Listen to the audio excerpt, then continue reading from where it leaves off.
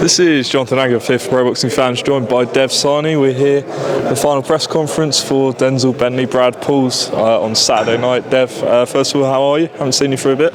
I'm good. Good to see you.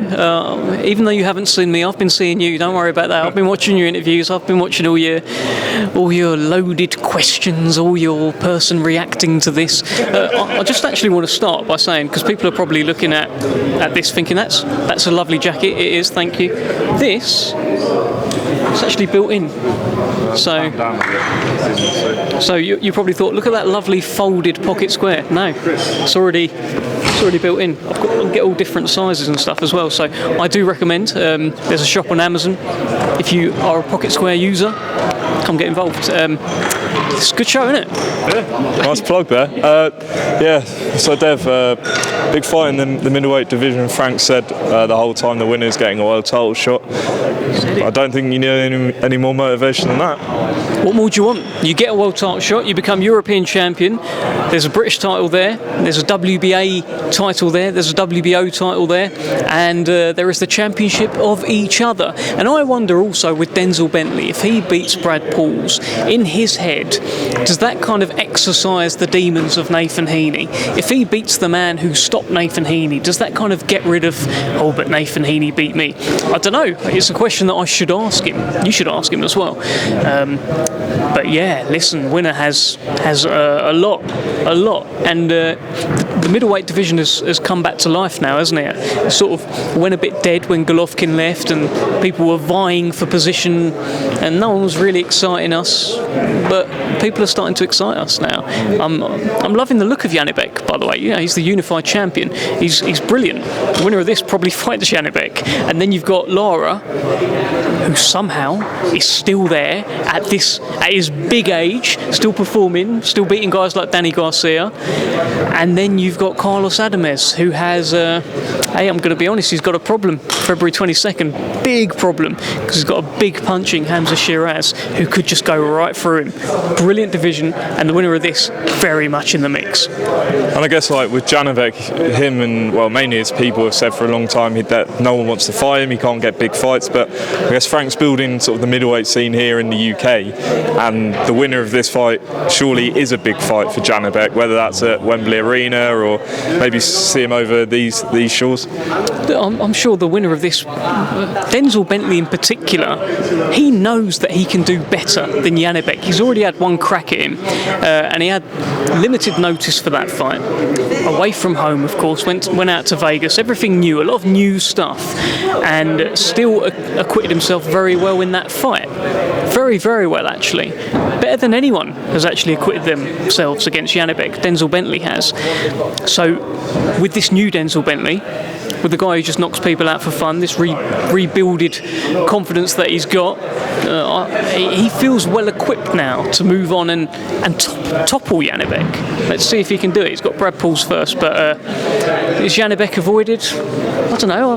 He's getting fights, isn't he? The winner of this, they're not going to shy away from fighting him. I think it's all there for him. And yeah, you were, up at the press conference with Dacres and Adeleye. I thought for a minute that nothing was really going to be said. Sometimes on fight week, fighters don't really like going back and forth, but you got it out of them.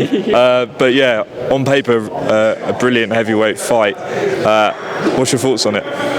I think it's a brilliant heavyweight fight. I think you're perfectly right, Jonathan Nagyoff. And yeah, they were sort of low-key trying to not say much. I know, I saw that. I saw the way David Adeleye was giving me one-word answers to start with.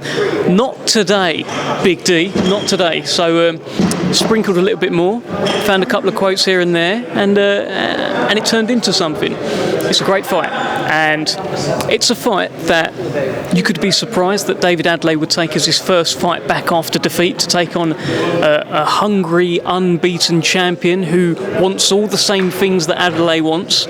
It's a surprising fight to take on, but he wants to be right back in the mix. Beating Sol Dacres does that. Can he beat Sol Dacres, though, is the question, because Sol Dacres, he's pretty good. Team GB, unbeaten so far. Had a tougher than expected fight with Michael Webster, but then when he got Michael Webster in the rematch, just cleaned him out of there. it's a very intriguing fight in a brilliant division. And February 22nd, big card announced. I was saying to Frank earlier, it's rare that you get cards announced and there's no criticism. At least I didn't see any. Was there any? There can't have been any. I'm sure there was a few people, but I didn't see much. I'm sure. Good to see it. What did you make of the card?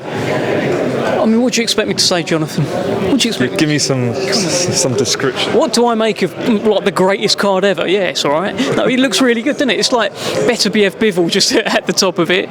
Daniel Dubois against Parker. Like they could all be main events. I'm not going to tell you anything you haven't heard from anyone else, any fan in boxing, any promoter. Right, let me ask you this then: when you heard which fight when it was announced were you most excited about hearing? I love the heavyweight division.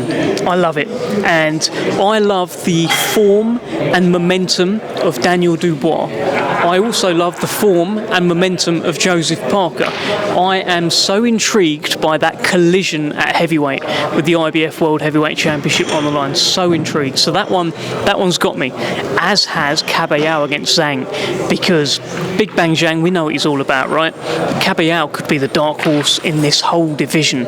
He's looking really good. So just fascinating. It's all over. Like, Callum Smith-Boatsi's happening. It's just landed on that card. Amazing. There's so many good fights. And obviously coming up, you'll be out there in Riyadh in 2 weeks for Fury and Usyk. I'm not going to ask you for a prediction because I know you're going to be hosting the press conference, so it might get a bit. Well, actually, it'll probably make it quite interesting, Dev. So we shall see. But what's your thoughts on the fight and what Fury has to do to change the result? I can tell you what Fury has been saying, which is that he doesn't have to change much other than not showboat, not mess about, and if he does that, then he can beat Oleksandr Usyk. Because in the first fight, people are forgetting how well he was doing in the first fight. No one's really been doing that to Usyk, lighting him up with combos. Fury did that. But people focused on what happened in round 9 and how Fury got clipped, and that's caused a little bit of amnesia for some boxing fans. It was a close fight. It was a very, very good fight. I expect the same again, another close fight. How much better can Usyk get? I don't know. What can he do differently? I don't know. How much better can Fury get? He can stop the messing about. How much better does that make him? Better enough to beat Usyk? We'll see. And just two more. Gervonta Davis said that he's going to retire after next year to sort of focus on his family and stuff like that. What fights do you think we need to see him in, if that is the case, before he retires? Is he at lightweight at the moment? He's at lightweight, yeah. For me, the obvious fight is the winner of Sam Noakes against Ryan Walsh. Why are you laughing? Why are you laughing? No, listen, obviously, he's a superstar in the sport, and at the very top level, you want to see Tank in with Shakur. You want to see him in with Devin Haney.